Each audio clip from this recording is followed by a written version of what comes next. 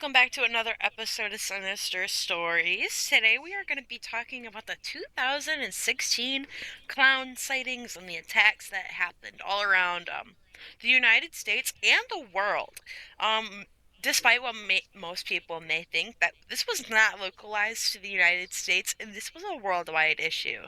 And let's dig into it. In 2016, there were reports of people dressed up as clowns, but they weren't just your average Ronald McDonald clown.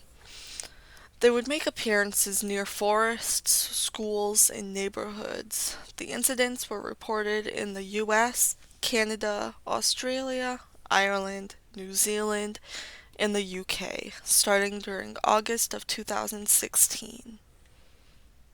In early August 2016, the clown sighting began in Green Bay, Wisconsin, and according to the New York Times, reports began to surface of clown sightings in Greenville County.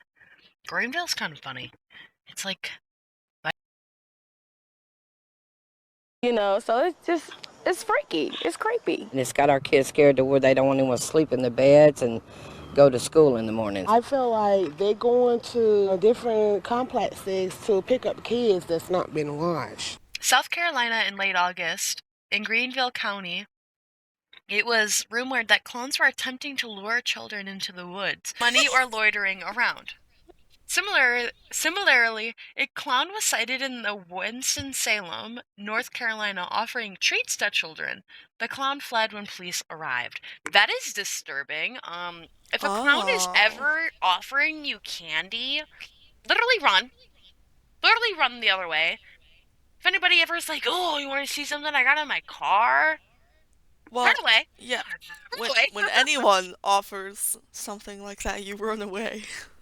Anyways, After the Wisconsin incident, numerous other incidents started popping up across the United States at the end of August of 2016.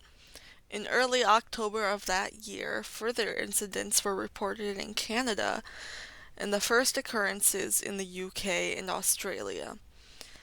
British communities were described as horrified, and pressure had been placed on police resources. according to the New York Times, the clown sightings resulted in at least 12 arrests across the United States and one death. In Reading, Pennsylvania, a 16-year-old boy was fatally stabbed during an incident that could have been provoked by a prowler wearing a clown mask. The charges related to the sightings include making false reports, threats, and chasing people. Several New Zealand shops withdrew clown costumes from their shelves. In the United States, school districts in California, New Jersey, and Ohio issued a blanket ban on all clown costumes and clown masks, in addition to previously existing policies and restrictions. Target pulled down clown masks from its website and stores as a result of the scare, as did Canadian Tire. The village of Memram Memramcook at Yeah, I think that's how you say it. at New New Brunswick. Brunswick asked residents not to dress up as clowns on Halloween. Employees of theme parks were instructed to remove any horror costumes and makeup before leaving work. What was the motive for all of this? Why did this happen? It was suggested that Pennywise was a possible motive for two incidents of people dressing up as clowns in Northampton, England, and Staten Island, New York, both in 2014. Another possible motive was in 2016 appearances of the evil clowns were reported by media, including 9 people in Alabama. U.S. arrested on suspicion of clown related activity. Several newspaper articles suggested that the character of Pennywise was an influence, which led to the author Stephen King commenting that people should react less hysterically to the sightings and not take his work so seriously. I mean, he's got a point. Like, don't take his work so serious to the point where you're gonna be going out and killing people. But Right? it's just Like, kind of the author of this book and this movie um literally has to come out and be like, "Can we stop dressing up as clowns and killing people because I created a killer clown book?" You know what I mean? Like Right. it's so weird. And I mean, it's not like everyone was so scared of the Loner Girls when Carrie came out. Right. I also feel like Stephen King, like I feel like he low-key wasn't doing that to like clear the air of like I think this is bad. I think he was just annoyed. Like I feel like he's I that mean, kind I of would dude. be Like he was just too. annoyed that people were like, Pennywise is causing this. Like leave my work out of it. Like don't take my work seriously. You know what I Right? mean? It And could have been like that kind of attitude. this was a year before the It movie came out. Because, well, so the original It came out years and years ago, but the remake was in 2017. Yeah. Which is kind of crazy to make after all of this has happened. Like you're making another clown movie about this Pennywise character that is influenced the year before like mass like torturing, chasing around people, killing people. Like what? Right? One hypothesis. One hypothesis for a wave of 2016 clown sightings was a viral marketing campaign, the Andy Muschietti's 2017 film. A spokesperson for the New Line Cinema, the film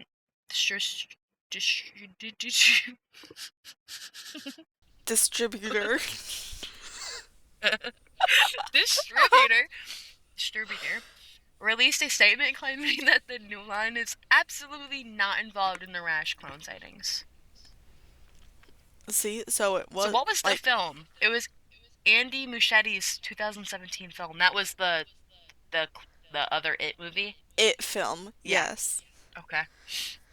I figured that's what it was, but yeah, well, I mean, it could clearly like be campaign like just trying to hire some people because I mean, I bet people would do it.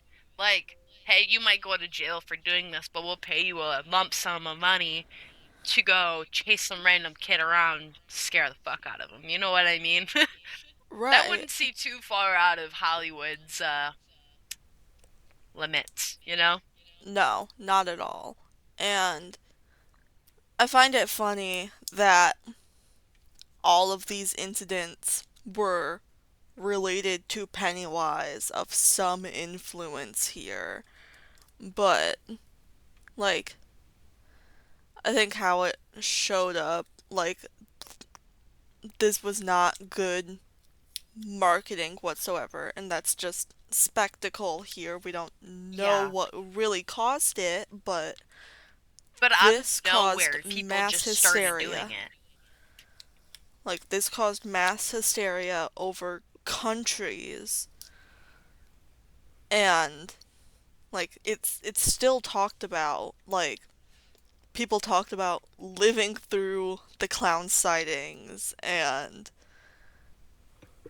it's just it caused mass hysteria, and I don't think it was really beneficial.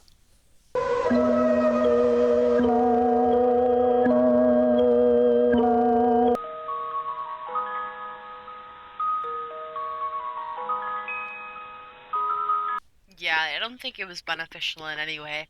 So, something I was thinking about bringing up, a town close to me has a clown band, and they're like the City of Clowns. I remember in 2016 seeing on like Facebook and everything about the town, about how the clown band was going to be stopped doing their performances, and they weren't going to be touring, because this clown band that is in this town, they tour Michigan, where we're from, and they do other tours around the United States. And during that time, they had to completely stop. So it was like, dang, this is real. Like, this isn't just like an online hysteria of people. This is like real, like police departments, fire departments. people were actually concerned about this, and I there was like it remember was that. all over news places where there's gonna be news recordings and clips coming up through the video. Very real Right, situation. It's so scary. I'm so glad I don't remember this time very well. right. And the same for me, because reading over these articles is like a first time for me because I was like 9 when all of this was happening. Yeah, would have been. Yeah. Well, it was 9 years ago. Oh. It was 9 years ago, yeah. That's gonna be it for today's episode of Sinister Stories. We have a little bit of a shorter episode.